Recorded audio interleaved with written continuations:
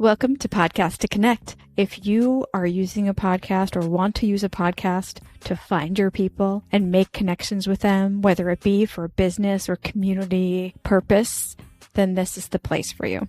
Hi, I'm Steph from Coffee Like Media, and I've been podcasting for quite a while. And I have definitely grown my community and my business, both from podcasting as well as supporting mediums like newsletters and YouTube channels. And we'll talk all about that, don't worry.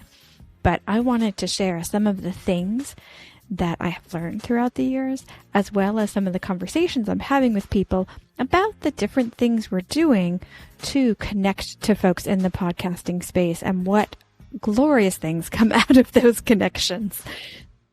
In this first season, I'm repurposing episodes from earlier versions of Podcast to Connect, one of which was a 30-day experience called National Podcast Post Month, where a bunch of editors came on to the podcast and gave tips and advice on how to maneuver your podcast to sound good.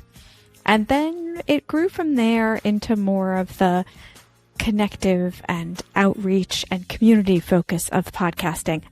I've taken a smattering of both of those flavors, and here are 11 of those that I think give you a variety, a bouquet, a rainbow, shall we say, of different tips that I think will help your business or community podcast. If you need help with your podcast, feel free to reach out to me at coffeelikemedia.com. All right, let's get on with today's tip. You mentioned this thing of podcast being like relationships, and my brain went, yes, let's do this. So how would you explain this to folks? Like, how are, especially niche podcasts, how are they like relationships? Yeah, definitely. I mean, I think as independent podcaster, we feel like we have 100 relationships running at the same time, right? I have a relationship with my media host, my marketing plan, like we're all over the place. And what I mean when I say relationship is basically kind of scaling back and really zooming in on what I would like to say. It's like the very beating heart of your podcast, which is the reason why we're doing this in the first place, and really try to create that connection to our listener through our topic and through our mission. So that's really the relationship I like to zoom in on. And I think often people are using podcasts as a strategic tool, build cool relationship with their guests.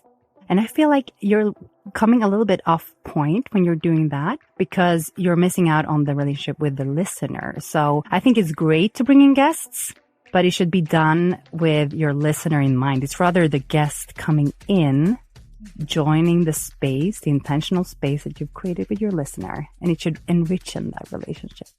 I love that so much. The relationship thread is going to be really funny throughout this entire thing. I really want to explore the relationship with your guest versus the relationship with your listener, because I do think you can have one or the other, but I think you just hit on something really important, that trying to do both will leave you with a connection with neither. What do you think of that? Absolutely. And I think when we talk about relationship, it's all about creating this connection. And audio in itself and podcast, it's really like natively great for connections. So it's just about kind of figuring out where's your focus, because if we're spreading the focus to in between too many things, as you say, and the listener will kind of lose out on that. And the same goes for your guest. So I'd like to think of it as having this intentional space together with your listener, really like knowing like this is the connection we're creating together. Like here's how we're connecting through the topic we're talking about. And we're inviting the guests on the podcast into that space. So the guest is still connecting with us, but it's not going to be like me and the guest having internal jokes to kind of connect her, but forgetting about the listener. So I think that's the mind shift of saying like, I'm prioritizing like the very basic relationship. Why this podcast exists is the one with my listener. And that's a very intentional space. And a lot of amazing, interesting, cool, wonderful people are welcome into this space, but they're rather like joining in than being like, oh, I'm going to be strategic and I'm going to get this and this and this person without kind of, first of all, looking at that listener. Right. So what can hosts do to make sure that listeners know that that connection is the connection with the listener is the most important one? when you're busy during your podcast, that feels like a nice to have to kind of start contemplating like, what's my role as a host? And I have so many other things to think about. But I really think it's the central thing. And I know like also when I started my first podcast, often we start out and we're like, I have this big drive. I have this topic. I want to share it with the world. Like, I want to scream it out from the rooftops. Like in my case, it was the cancer diagnosis of my ex-partner. And I knew I wanted to find new stories about people going through cancer, sharing that with the world. But as I kind of started looking into all these stories, and you get busy booking your guests and getting all the topics down on that long Excel list of guests, you're like realizing that there's a disconnect. And that's what I realized. I'm like, wait, if I stop just for one moment and think back at like, why is it I'm doing this? And in my case, it was very important. Like I knew that it was the person sitting in the room getting chemotherapy for 3 hours and the person who didn't feel like they belonged in that room. I wanted to help them get access to stories. And then when I knew who that person was and I could really visualize them, like I was on the mic, I was like, this is the person I'm speaking to. I'm speaking to you. Like I'm sitting intimately in your ear. I'm not talking to you from like a stage of like general people in a big, like 100 people who might be interested in this topic. It's like intimately this person who might be frustrated today and they need this story to cope. So that's like the first step.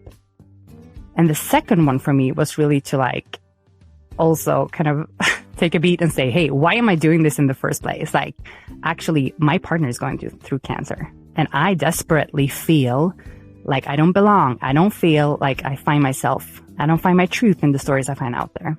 And that narrative as a host of saying like the reason why I'm running my business or the mission behind all of this is XYZ and really making that explicit and waving that in to the content. Maybe it will be the same Excel list of guests, but all of a sudden it has context. All of a sudden you can say, hey, this is the reason why I think this fits in to our relationship. You, my listener, who is this clear person that I have in mind.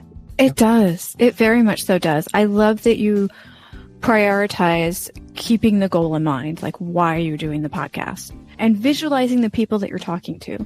I mean, you had someone specifically in your own podcast that you had in your life that was why you were doing it. And you envisioned other people like them that would need these kinds of stories. I think that's beautiful. But it can be scary, though, to kind of focus in and say, no, I don't want to focus on only one person. But I think there's this intimacy of voice that comes through when you know really who you're talking to. Like, select, one person we're really intimately talking to.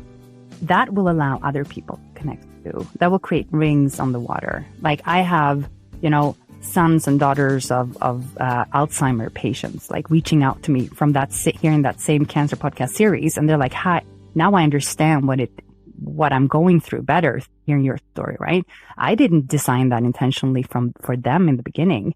But like by going so specific and creating that intentional relationship, it also allowed me as a host to bloom and like really, give more of myself in that exchange. Yeah, I think a lot of people are scared to niche down because they don't want to exclude people. Mm-hmm. But by getting that specific, I think we reveal a lot more of ourselves and our guests and anybody involved in it. I think we get so specific that it becomes really engaging.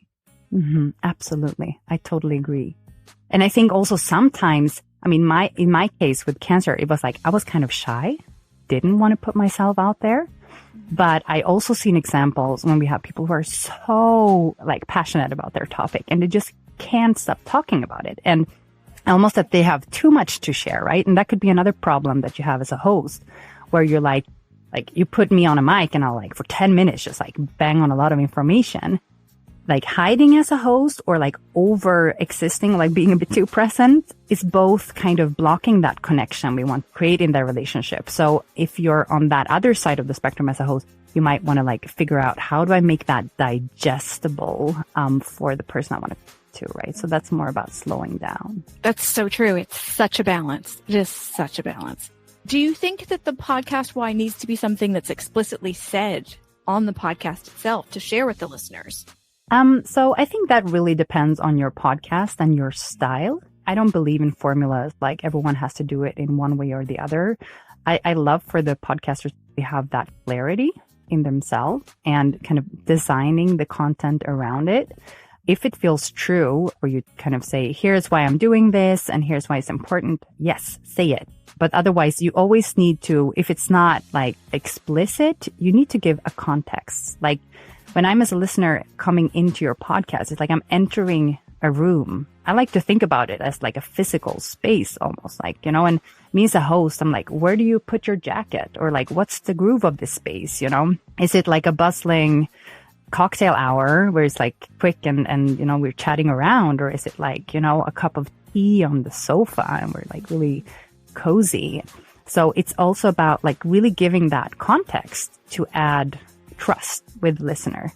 And if that's given via being explicit or not, like it's more energetically maybe, yeah? Mm-hmm. I love the visualization of what kind of room it is and how people function in that room. How would hosts do that? Like, what are the kinds of things they can do with what they say and how they say it that would give the listener that kind of information? One example I heard recently, like the Mel Robbins podcast, she's really like, I'm taking you for a walk. You're my buddy. Like, it's really like she's setting that scene. And I think that's also, for audio, it's a great way of like really painting a picture of like, where are we? And you can do that with your tone of voice, the pace you're talking in, like how you address your topics. It can really kind of trickle down into all the choices you're making about your show. But from like the first welcome, you know, like you do today, you're like, welcome, like it's energizing. Like, I know I'm going to hear a lot of cool things on this show and you're going to make sure that get the most out of your guests. And like, I can feel that energy off the bat, and you need to pick a way that works for you as a host. If that's really like visualizing and knowing that it's a cozy space with like a fire and like you're, you know, sitting in front and just sharing stories, or if it's more like standing at the espresso bar in Milano and like check kind of style, like it's up to you. Or if it's rather how, your tone of voice and how that comes through. But I mean, we've all been hosting like dinner parties and like we host people and we create spaces all the time, right? So it's also about doing that on the podcast. I think sometimes people forget to do that because it is an audio space and we don't necessarily see it in our head before we say it. But I think it's really important to visualize how you want that space to feel. And then, as you were saying, and I especially appreciate the coffee reference. Thank you for that. I'd like to be in Milan right now at an espresso bar. Yeah. Rumor has it that you have some exercises to help business podcasters get better at building these relationships. Can you share your favorite exercise with us? Let's do that. Yeah. So I think one exercise that I have that I also do, like I have a monthly session called Make It Matter, where we go in, like we dig deeper in concepts for podcasters. And there we look at the focus sentence, which is something that's coming from like narrative podcasting and building narrative arcs in general. And I think it was NPR Training who did a adjusted version of that. And then I took it and I figured out like, wait, this focus sentence can really help us focus things down in a really kind of efficient way. And it's this, you say deceivingly simple? I don't know. Maybe I can do the exercise with you, Stephanie, or should we share that? Or let's use me. All right. So basically it's, I'm making a podcast about, so your topic. I'm making a podcast about your listener, because why you're doing this. Okay. I'm making a podcast about attracting the right kind of listeners for your small business, because it's a beautiful space to voice meet the right people in a way that other mediums don't do. That's a great start. And I think this is like, that's the beauty of the sentence. We can always insert something in there. We can always start with something. And that's where, I mean, if we kind of dismantle that, we see that, okay, the topic is often very clear. Like we want to attract listeners, like that's all clear. For who is it? Small business owner. What type of small business owners are we talking about? And what type of podcasters? And the because is like, okay, because it's needed in the world, but also like Steph, like why would you do? Like why is that so important to you? And why Why do you have this passion for helping these people? Why is it important that this is like, quick and kind of has a lot of, how do you say, tangible takeaways for people who are decide to tune in? All of this kind of goes into the space you're creating and why you're doing that. Thank you so much for listening to this episode of Podcast to Connect. I'll have all of the information in the show notes or video notes, depending on where you are consuming this. Again, Podcast to Connect is available in audio and video format. And if you need any help with your podcast, feel free to reach out at coffeelikemedia.com. Thanks so much. Bye.